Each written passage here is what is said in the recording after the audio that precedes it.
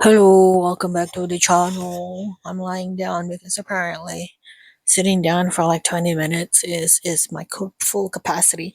So I want to talk about hyper empathy that I'm experiencing quite a lot lately, but I'm not having hyper empathy towards people in real life.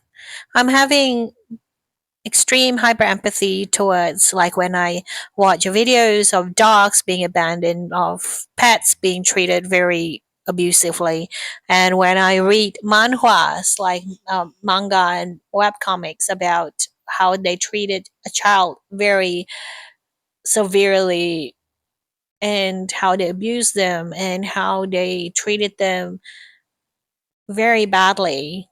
I just burst into tears and in a slight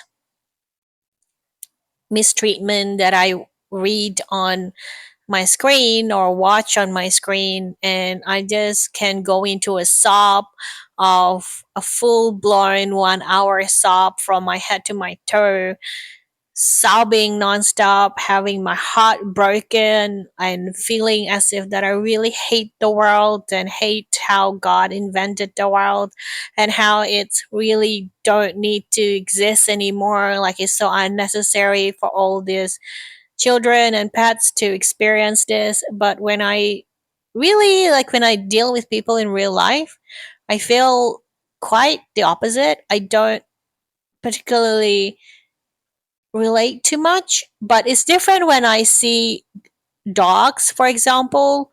I feel I'm projecting all my feelings onto them as well. Like yesterday, I went to a shopping center and I kind of had to kill time until the train comes. So I was walking around the shopping center and I saw this beautiful Samoyed because apparently Asian people really likes white Samoyed.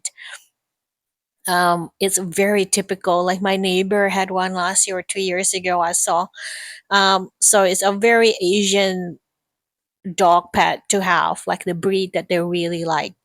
And I saw this Samoyed, and the person who's taking it for a walk was on his phone, but he has his leash around his body, so it wasn't like he wasn't holding the leash, but he wasn't paying attention to the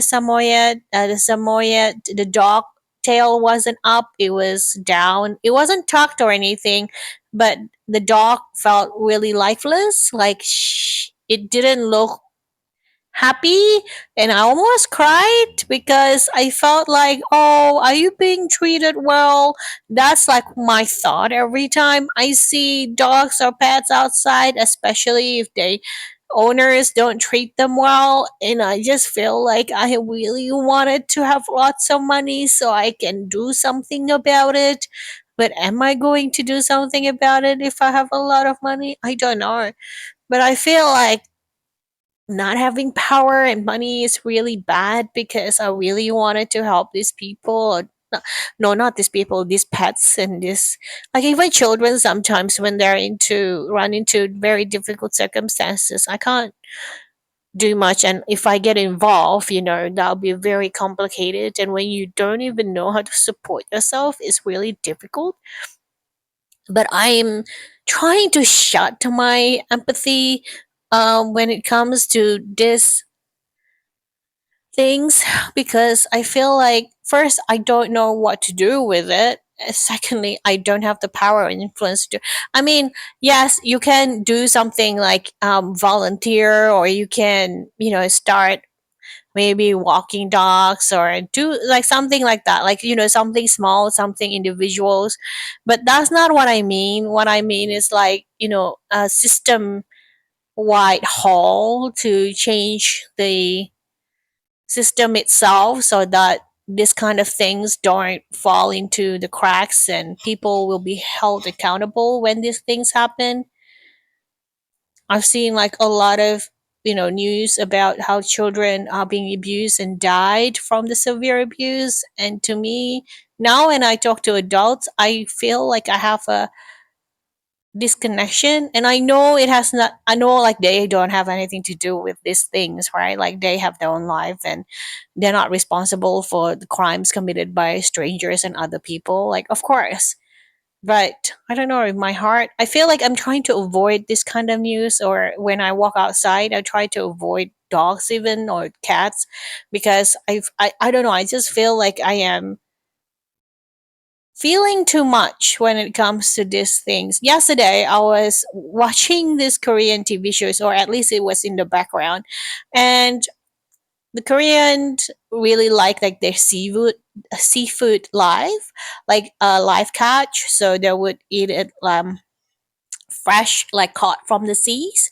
So yesterday, one of the chef that was in this Korean TV show, variety show, or reality TV show, went to a seafood market, and at the seafood market, you can see all the octopuses just being caught fresh from the sea. Every octopuses that they recorded was still alive and wriggling out of the basket that they were put into, and I just cried. I cried. I cried. And this is such a hypocrite for me to do because I like eating octopus. Sis, I like, is it octopi? Is that the word? Octopi? Octopuses? Anyway, I like takoyaki. Takoyaki is octopus. Is basically octopus being covered by flour into a ball. That's what basically a takoyaki is. It's a octopus ball. That sounded wrong, but that's what it is. So for me to say I'm crying because I feel really sad that this octopuses is being treated as if that it doesn't have any feelings or thoughts is completely hypocrite, because I eat beef, I eat chicken, I eat pork, and all of these animals have feelings too. They get really scared too when they go into, slaughterhouse and all of those things. Actually, in the past, like way in the past, in my 20s, I didn't really want to eat meat because every time I eat meat, I felt guilty, like literal, the in my gut it felt guilt, it felt fear, it felt a bunch of things. And I had in my head back then, I thought like, oh, I could feel all the feelings that the cow went through in this particular meat. Like I could feel the emotions in the meat as I'm eating it. I try not to think about it now because I actually need to eat beef so that my body doesn't go into shock as much. I actually have to because it's more like medicine for me at this point. I don't know. As I was crying, as I saw all these octopuses being trying to crawl out of the basket, I was like, why can't human just take what they need? Even when I go to the supermarket, I just buy what I need. And if I finish, then I'll go and find it again. I'm not hoarding food. And I know like that's probably a very judgmental thing to say and privileged thing to say as well. Like I get it, but I guess I was just trying to ease myself into a sense of well-being, or like trying to talk myself out of this super duper sad feeling when I see all these things unfolding on my screen. And also, when I saw all the whales died in Tasmania, I think a few months ago on my screen as well, like 100 whales, 86 died. And I feel like, oh, I know death is part of the process and eating other animals is also part of the process. And, you know, I don't know. I felt like when I was younger, I used to believe in these ideas of each soul knows what they are in for when they come into the earth. Like, this is a very bad argument now, as a 41 years old me think. But back then, I kind of accepted it because, I was in my 20s and I idolizes all these people. But now I don't agree with it much. But the argument was every soul picked their own parents before they come here. They understand what the journey is going to be about. They understand that it's probably going to be really hard and they're going to suffer a lot. And that is by design because they want to experience the suffering so that they can expand their soul so that they can learn from it. And so in a lot of ways, what the teaching that I used to study, the new age teaching, like the regression of the souls and regression of the subconscious mind into the soul, journey before they come to this particular body, or past lives, reincarnations, and stuff like that. Those things used to really make me believe that there is all for a reason. But now, like a decade more onwards, I feel like that was really arrogant of me to just simply believe it. It was really arrogant, and I think maybe because I haven't suffered that much back then, now I suffered a lot. I feel like, no,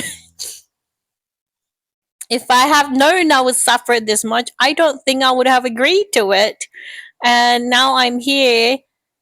I feel like when I see all these animals or these kids are suffering as well, like these kids dying in the hands of their parents, I mean, like, did they really know that they would come here, chose these two parents to kill them? Because, like, the essence of the teachings, or at least the studies that were done with these reincarnation studies, were that you know which exit points you're going to take, except for like when you actually successfully committed uh, an unscheduled self-unaliving, except for that. But usually, before you come into this earth, you would know some point in your life where you get to choose to exit this life, like death, basically. So for some people, they usually have multiple exit points that they can choose from. But for most people, they usually only have a couple. Usually, a life-threatening accident or a life-threatening disease, a sickness, and there is one at the final point where if you just decided you're just going to write out your uh, natural lifespan, that's how you're going to exit. So I feel like, does these kids do these kids know that they're going to exit this way? Are they opting for a short life, a very difficult life of abuse and torture under these parents? They chose these parents. And I feel like, as I'm getting older, as being 41, I feel, even if that is true, I just still disagree with it. Feel like whoever the soul is that chose that life is not the child that was living that life. I don't know if that makes sense, what I just said. It makes sense to me now. Because I feel like the soul or the personality that choose the life that you are about to embark on, or the one that they're about to embark on, is not the same as the one that actually living it. When they finish the life, then the personality that was living that horrible life probably emerge back to the bigger personality as a whole thing. But while it is in a body, I feel they are existing in its own identity, and that identity don't feel like they have agreed to the experience that they are experiencing.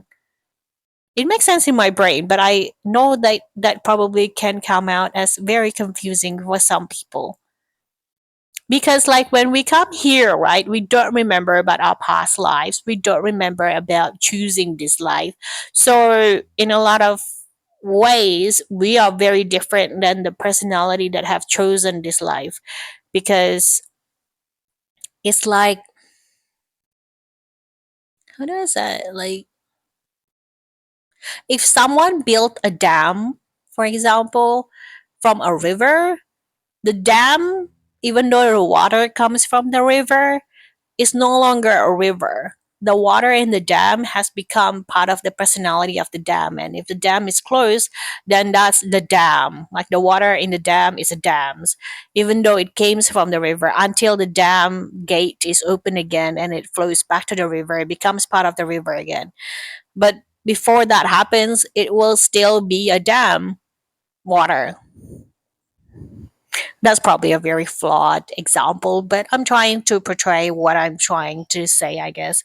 So I feel like that's unfair and for the personality to experience that without consent. Anyway, I'm just having a hyper empathy issues because yesterday when I was watching that octopus crawling out of the basket, I cried. And I noticed that, oh no, this is getting really bad. I can't even look at the dog in the wild and not empathize with whatever the dog is feeling. The dog's tail yesterday was down, it wasn't even up, it wasn't excited. And I don't see any sign of abuse by any way. Like the owners or the people, the person that was taking care of it probably was just looking at the phone for something. I don't know. Like it was a snapshot of their day. It was only like 50 seconds of their day. Like it definitely doesn't, give an impression of who they are as a person and as a pet owner. They probably is one of the most spoiled pet in the whole entire world at home. You never know. Um, and I might just be projecting all my sadness onto the world. But I just feel really bad when I see those circumstances, when I see these things being treated. And I find like I'm really hypersensitive about it. But at the same time, someone can tell me about like the pain that they're going through, an adult, like maybe like at my age or older, and I would not bat an eyelid and I would not even feel anything. Maybe because humans have a tendency to lie, especially when they get to be an adult and they use stories to get empathy from other people and attention and feelings. So I guess for me personally, it has to be pure but for me to be having hyper empathy towards. And it's hard for adults to be pure usually. But it's a problem now. It's a huge problem. I don't know how to deal with it, and I don't know how to. And I'm also like 41, so it's also perimenopausal hormonal issues mixed with that, probably being neurodivergent and everything. Anyway, that's what I'm going through right now. I thought I'd share. Anyway, see you in the next video. Bye, everyone.